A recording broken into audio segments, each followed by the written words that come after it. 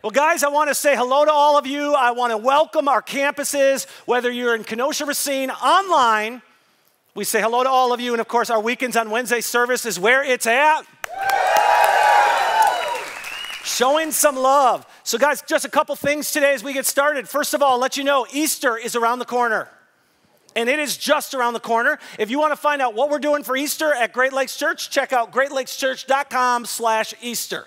All right? Because we're doing a few things different, not a lot, few things different. And if you're newer to Great Lakes Church, I want you to know that the start of our week is not Sunday. So Easter Sunday is not the start of Easter for us. It actually starts on when? On Wednesday. You got that right. So if you're going to be out of town on Easter Sunday, then you need to join us a few days before at our Kenosha campus for our Weekends on Wednesday service, 7 p.m. We'll have programs for kids, and we do the whole works just like what happened on a Sunday morning, and we would love to have you if you're not going to be here on Easter Sunday. On Easter Sunday, though, we're doing a few things different this year, not a lot.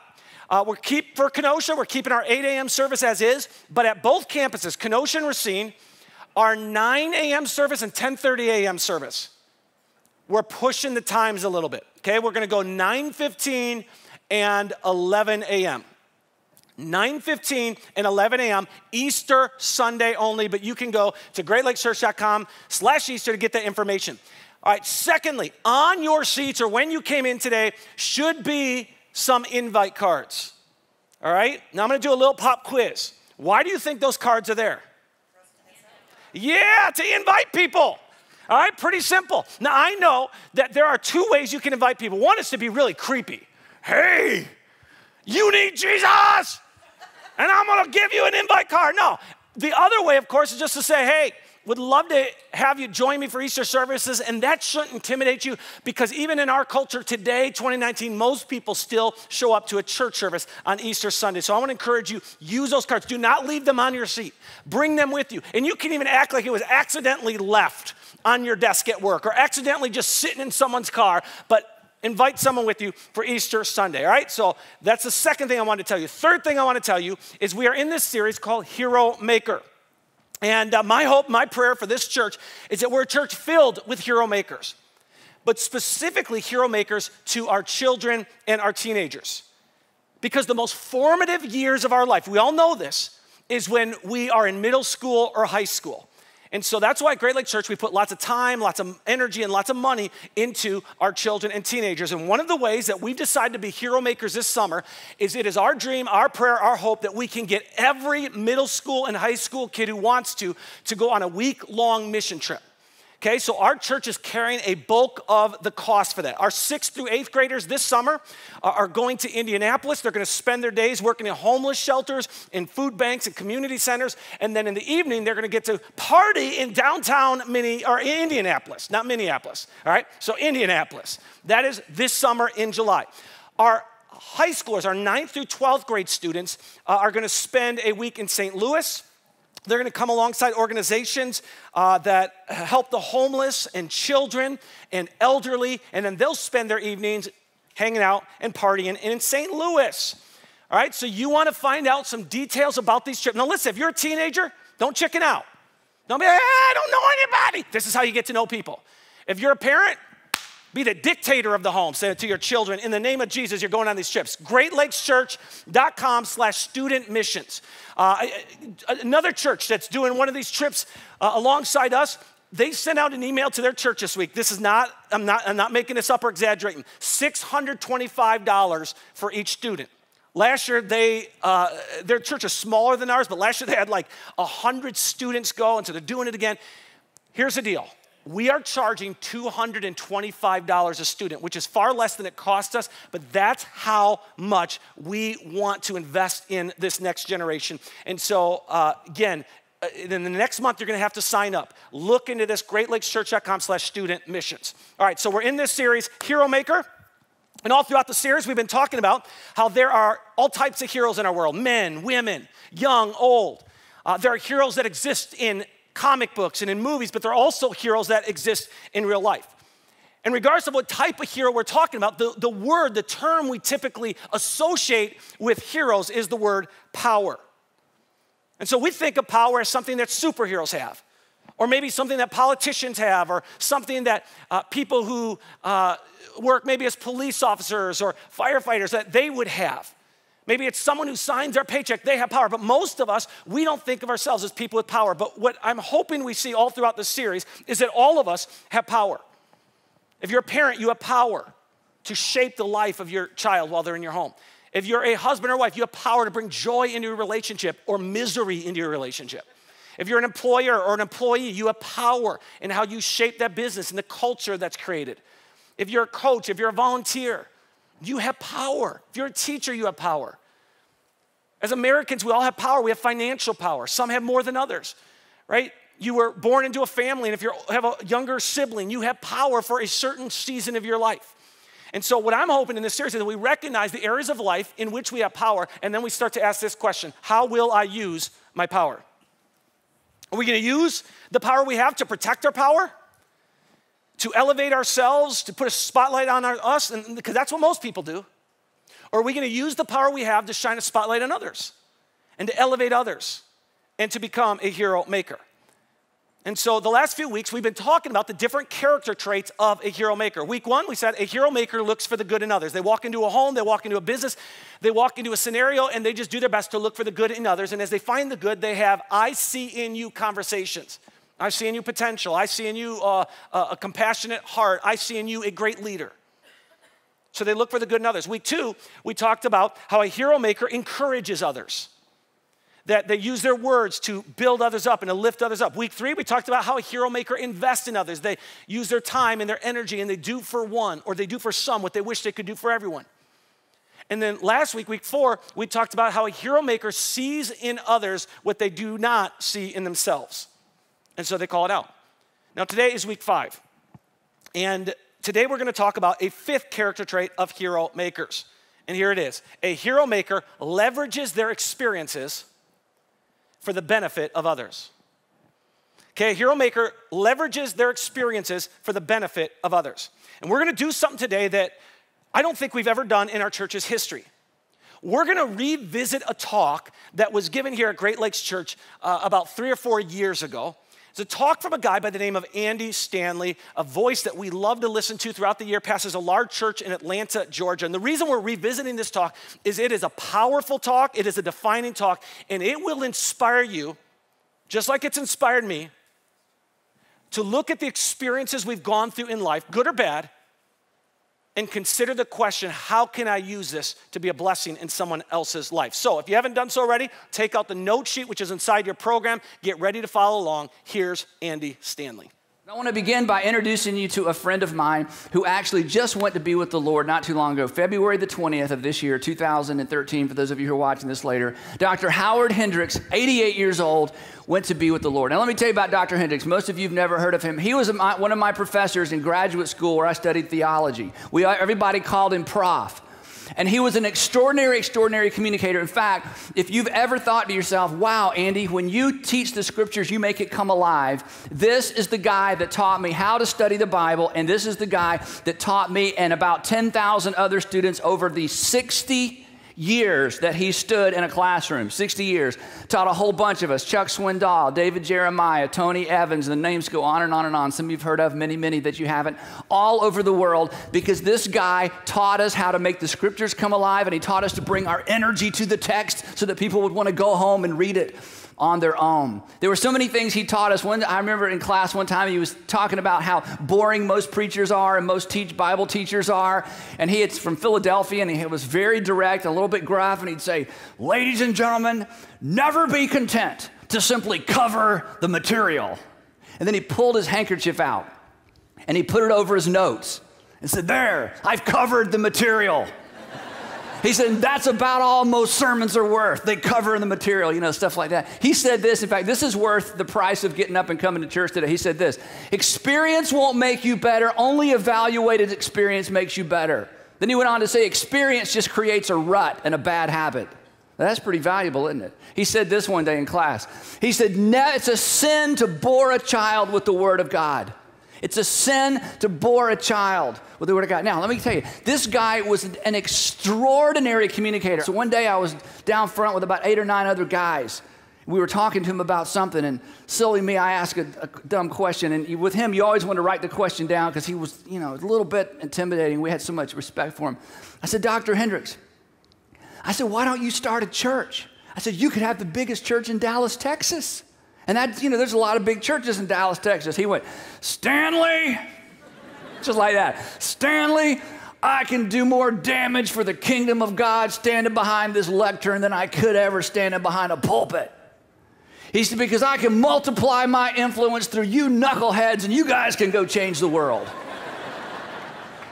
And he understood the value of reaching back and plugging into the generation coming along behind him. And he was so insistent upon the power of multiplication and influence that from that point on in my life, I have always had a group of guys who are a few years younger and maybe a stage of life or two behind me that I felt like I am obligated to pour my life into. And I say it this way, I can't ever fill anybody else's cup, but I certainly can be responsible for emptying mine. And I got that from Prof. Hendricks.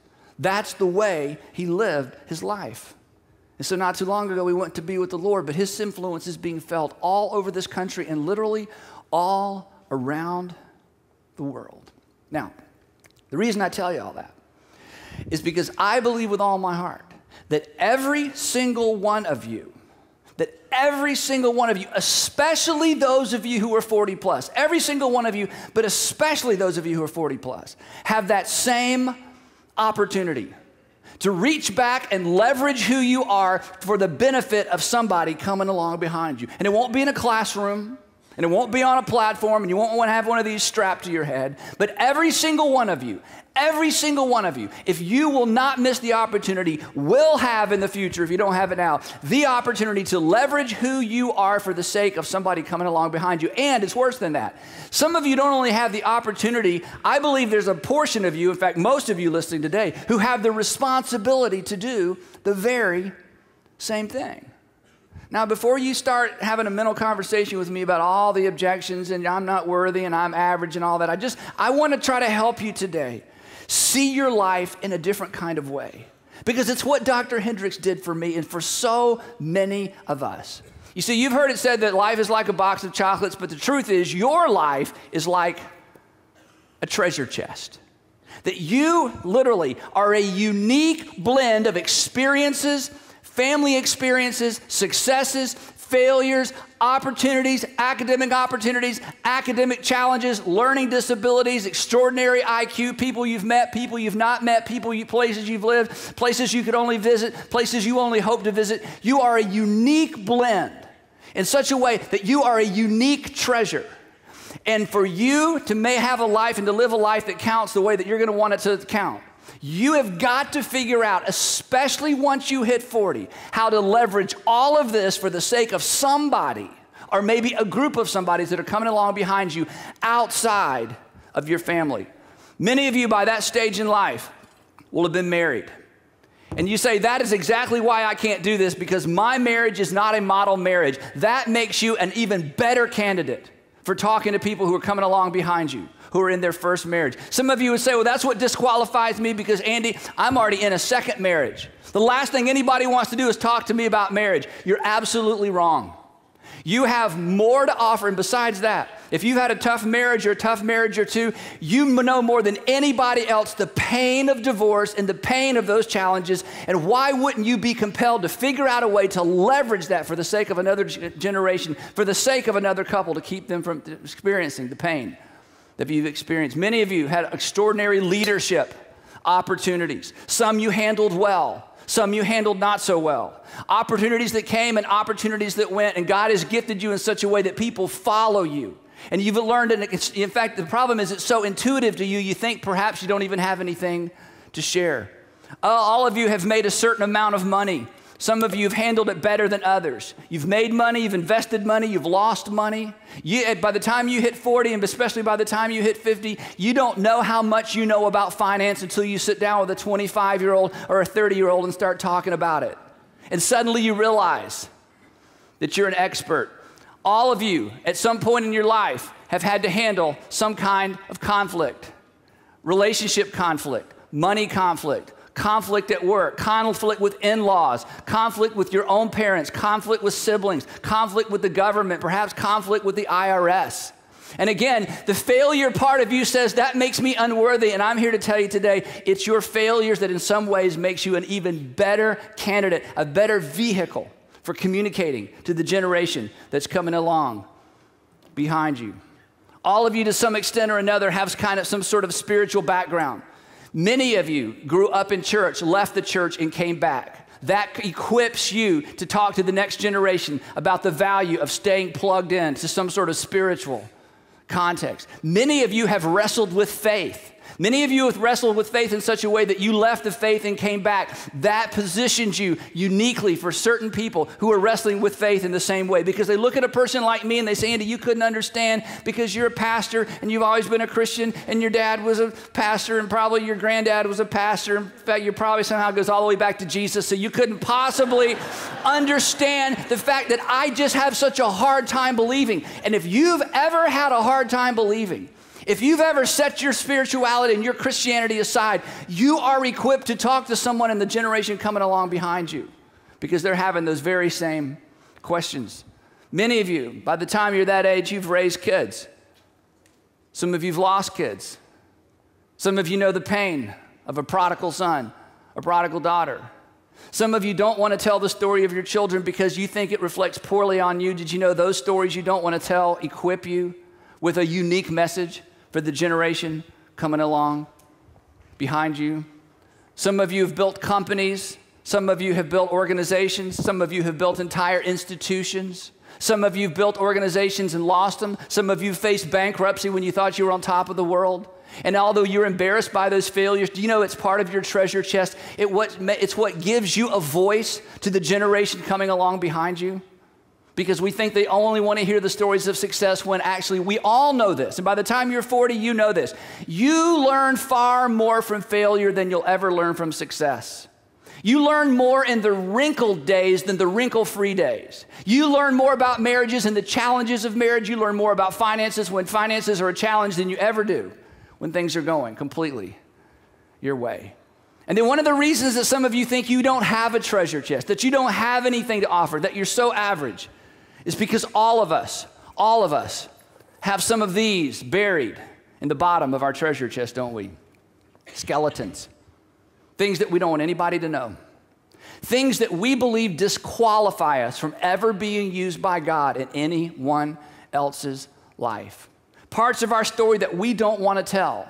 But someday you're going to run across a couple, someday you're going to meet someone, and you'll know in your heart that this is the story you must tell, because it is the gateway to their soul and to their heart, and it will be the thing that God uses more than any of your successes to help them take a step forward, a step out of depression, a step out of failure, a step out of a self-esteem that's going to continually drive them into behaviors that you know, because you're older, that ultimately they're going to regret. It goes on and on and on and on. You are a unique combination of successes and failures and experiences. And here's my question for you. What are you going to do with this? What are you going to do with this? Let me tell you what most people do with it. They bury it. When they're buried, it's buried with them.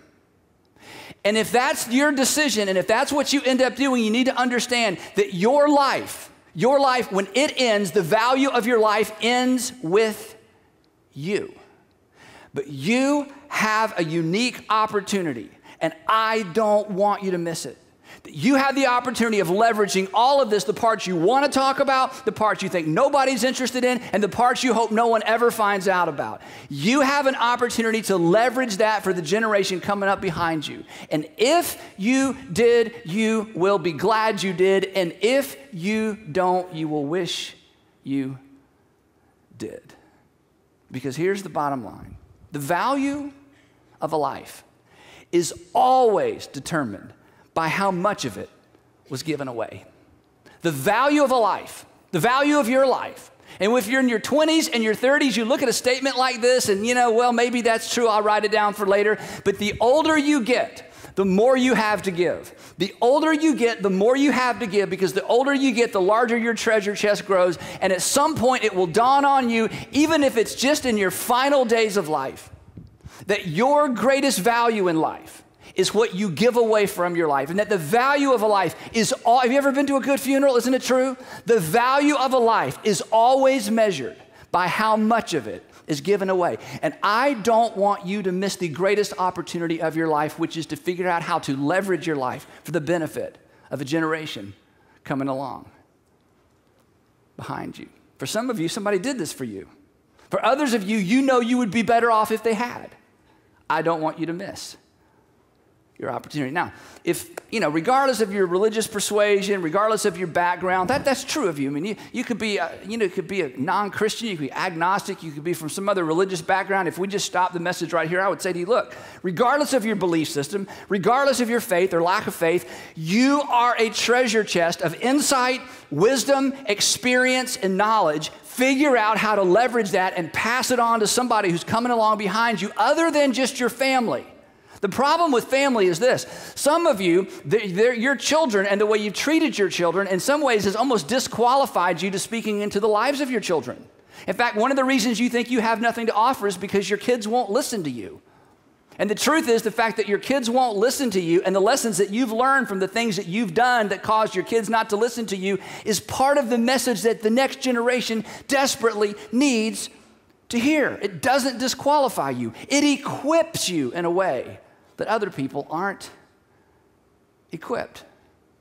Now, that's true of all of us, but if you are a Christian, if you are a follower of Jesus, if you take the New Testament seriously, if you read the teachings of Jesus and say, to the best of my ability, I want to figure out how to pull this off, then this isn't simply an opportunity. I think it's your responsibility, and it's mine as well. One day Jesus told this parable. In fact, most of his parables were about this component of the kingdom of God or the kingdom of heaven. He said, the kingdom of heaven is like, and then he told a parable. In fact, it's a parable we talked about not too long ago, so I don't want to teach through the whole parable. I'll just kind of give you the highlights. If you've been attending one of our churches, you've heard this before. If you grew up in Sunday school, perhaps you heard this before. If you're kind of new to the New Testament, this may be a new parable for you. You've heard Prodigal Son, the Good Samaritan. This is not quite as popular. He said there was a rich man who was going to go on a journey. Maybe you've heard this. And so he divided up his wealth among 3 of his servants. This is a fictitious story that Jesus made up in order to make a point. And so to one of his servants, he gave 5 bags of gold, which was an extraordinary amount of wealth. To one of his servants, he gave 2 bags of gold, which was still a lot of money. And then to one of his servants, he gave 1 bag of gold. It's kind of like the 3 little pigs, So anyway, the one little servant had 1 little bag of gold, okay? So one's got 5, one's got 2, and one has 1. Now, part of the point of this parable is that Jesus knew that most of us think that we're like 1-baggers. We get 1 bag. God, I know Andy put all this treasure out here, but I'm so ordinary. I mean, I have an ordinary marriage, I have an ordinary job, I have an ordinary education. I've been on a couple trips, but I've never been anywhere exotic. I haven't really led much. I can barely lead myself. I don't have a lot of money. I'm always on the wrong end of this, it seems like, okay? I have mostly this, okay, in my treasure chest, I don't know very much about this, I kind of dropped that. So I'm just average. I'm like the 1-bagger. Okay, and then Jesus tells this parable. He says he went off, and the guy with 5 bags went out, and the point of him giving him this wealth was so that they would do with this wealth what the master would have done, because it doesn't belong to them, it belongs to the master. It was on loan to them, and they were supposed to use this wealth, invest this wealth, so when he came back, they would have something exciting to tell him. So the guy with 5 bags went out, invested it, and doubled the wealth. Now, this took a long, long time. The guy with 2 bags went out and doubled his wealth. And the 3rd little servant went, wee, wee, wee, and he buried his bag of gold. Remember this? Because, I only have 1 bag. I'm so average. I don't have anything to offer. And then Jesus says that after a long time, in fact, if you read the parable, actually, it's after a lifetime. After a lifetime. After a long time, the master of those servants returned and settled accounts with them. And the man who had received 5 bags of gold brought the other 5 and said, Master, he said, you entrusted me with 5 bags of gold. See, For him, this was an opportunity. He couldn't wait for the master to get home. He couldn't wait to tell his story of what he had done with his opportunity. Look what I've done with what I had. Look what I've done with what I had. Look what I've done with what I had to work with. Look what I've done with what you gave me to work with. Look what I've done with what you loaned me for a lifetime. Look what I've done. See? The man who had received 5 bags of gold brought the other 5. Master, he said, you entrusted me with 5 bags of gold. See, I have gained 5 more. He couldn't wait to tell his story. And then Jesus continues. His master replied, well done, good and faithful servant. You have been faithful with a few things. To which everybody in Jesus' audience went, whoa, whoa, whoa, a few things? 5 bags of gold? That wasn't a few things. To which Jesus said, oh, see, this is about the kingdom of heaven. This is about the kingdom of God. I mean, you get so impressed with how big a person's treasure chest is. You get so impressed with the opportunities and the things that come their way. That's nothing. You've been entrusted, you've been faithful with a few things. I will put you in charge of many things. Come and share your master's happiness. In other words, Jesus said, somehow in the kingdom of God, in the economy of God, God, it kind of lights up when he looks at someone who's been given something and does with what they've been given something that benefits the world and the people around them. And then at the end of the parable, which he talks about the guy who had the wee little guy who buried his 1 bag of gold. And in the parable, this isn't God judging someone. This is just within the context of the parable. The master said to the guy who dug a hole and buried his gold, he said, you were just lazy, weren't you? That's the word he uses. You were just lazy. Well, no, see, no. You were just lazy. Well, I didn't have as much of them, and I knew. And Jesus said, no. In the parable, the master says, no. You were just lazy. Take what he had. Give it to the guy that now has 10. And this guy, we're going to put him outside. He can no longer be part of my inner circle. And it kind of scared everybody listening to Jesus talk about this. It's not a parable about heaven and hell. It is a parable about opportunity. It is a parable that says we have either the privilege and the responsibility to one day give an account for our lives. So here's my challenge, and I'm telling you, once you hit 40, your opportunities start to ramp up exponentially. When I graduated from graduate school, I tried to get in, do a PhD program at Baylor University, and they rejected me, so then I didn't have a job, and I didn't have any place to go, so I did what you do. I called my dad and said, would you hire me? He said, I'll hire you for the summer and see how you do. So I came to work for my dad, okay? And during that summertime, I met a bunch of families. I was doing student ministry. And in our world, if you did high school and did youth work, you were at the bottom of the totem pole. I mean, the pastor's secretary had more status than the youth director, okay? So I'm there, and along the way came a guy named Charlie Renfro. His kids were in our student ministry. And Charlie, you've heard me talk about Charlie before. Charlie calls me up and says, hey, or saw me one day after church, said, hey, I want to have breakfast. Now, when you're 20-something years old and somebody who's 40-something years old says, let's have breakfast, you don't say why. You say, yes, sir, I'll be there. So we went and had breakfast. And he didn't have an agenda. We just talked. A few weeks later, he asked me again. A few weeks later, he asked me again. Before long, we were meeting every other Tuesday at the original House of Pancakes. And he never opened a Bible, and I never asked him about the Bible because I knew all that part. He just talked about life. And I'd ask a question, he'd tell the story. I'd ask a question, he'd tell a story. Finally, I got to where whenever I had to make a decision, I wasn't saying, what would Jesus do? I was saying, what would Charlie do? And if I needed to know, I'd just call him and ask him. And I'm telling you, the impact he made on my life, and to this day, I don't know why he singled me out. About that same time, I got married, and Sandra's now, all of a sudden, she's the youth pastor's wife, which means she's kind of a pastor's wife, and she didn't grow up in that, that tradition, none of her family's in ministry, and she just felt a little bit lost, and we started praying, and out of the blue, a woman named Sandy Smith, who didn't attend our church, has never attended our church, and doesn't even go to our kind of church, contacted Sandra and took her out to lunch, and she's a pastor's wife and had been for her whole life. She was old enough to be Sandra's mom and just took her under her wing, and they just started meeting. And Sandy just began to invest in Sandra. And I'll tell you a secret about Sandy and Charlie. They had stuff in their treasure chest that wasn't the greatest stuff. But you know what they did? They pulled it out and they said, hey, I'm willing to talk about this if it'll help you.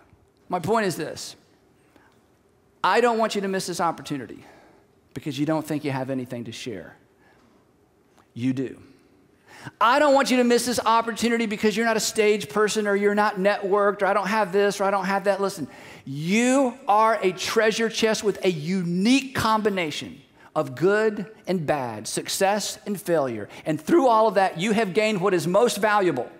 You have gained insight, perspective, wisdom, and experience. And your insight, perspective, wisdom, and experience is of such extraordinary value to the generation coming along behind you. You owe it to them to figure out a way to pass it along, to take some time for the benefit of the generation that's coming along behind you. And once you hit 40, you are in the zone. And you don't know that, but you are. Something I didn't tell you about Dr. Hendricks. Dr. Hendricks, when he was born, his parents split up. He was raised by his grandmother. Now, when he died, he was 88 years old. So that's a long time ago, 88 years ago. You know, that's unusual and that's tough now. It was really unusual and it was really tough 88 years ago. Raised by his grandmother, he grew up believing that his birth split up his parents. He talked about how it created this deep sense of insecurity and anger. And he was a problem child, acting out in anger. He was a bully. In fact, in the 5th grade, his 5th grade teacher did an analysis of Howard Hendricks. And here's what part of that analysis was. This was written, most likely to end up in prison. And then he said, in the 6th grade, all of that changed because of a teacher whose name I'm about to tell you, whose name is an unknown name, Mrs. No, Mrs. N-O-E. Mrs. No was his 6th grade teacher, and he could remember, even when I was in school, the day that she came into his life, and he remembered specifically the words that she spoke into his life that he said changed the trajectory of his entire life. Here's what she said. I've heard a lot about you, but I don't believe a word of it. I've heard a lot about you, but I don't believe a word of it. And the one life of a school teacher with one unruly little boy impacted so many people, there's no way to even calculate it because of the multiplication of his life. That's the power of somebody who's willing to leverage what they bring to the table for the sake of the generation coming along behind. He was interviewed a few years ago in the Dallas Morning News, and he said this. He said, you're looking at, now if all we got out of the message was this first sentence, it's staggering. You are looking at a completely fulfilled human being. How would you like to get to your late 70s or early 80s and be able to say, you are looking at a completely fulfilled human being? Dr. Hendricks, how does one become a completely fulfilled human being? You must have a lot of money in the bank. You must be famous. You must have built something. You must have something that's going to be there after you're gone. Maybe your kids went on to be president. How do you become a completely fulfilled human being?